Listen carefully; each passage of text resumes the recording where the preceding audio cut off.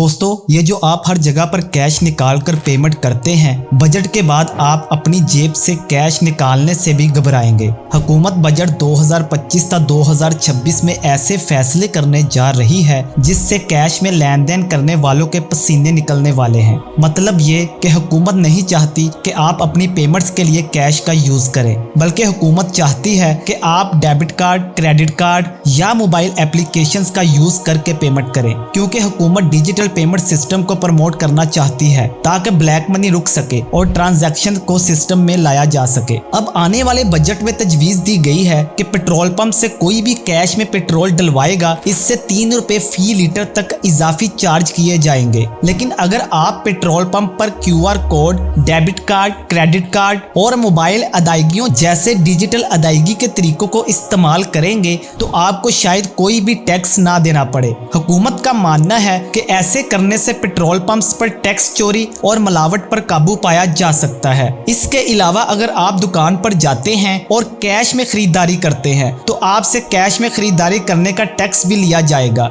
इस तरह अगर आप खाना खाने रेस्टोरेंट में जाते हैं तो आपको कैश पेमेंट करने पर इजाफी टैक्स देना होगा, जबकि अगर आप इसी बिल की पेमेंट कार्ड से करेंगे तो आपको टैक्स में छूट दी जाएगी। वैसे ये सब तजवीज़ हैं जो कि बजट में पेश की जाएंगी। ये मंजूर होती हैं या नहीं, आपको कुछ ही दिनों में पता चल जाएगा। मजीद इंफॉर्मेटिव वीडियोस के लिए सब्सक्राइब।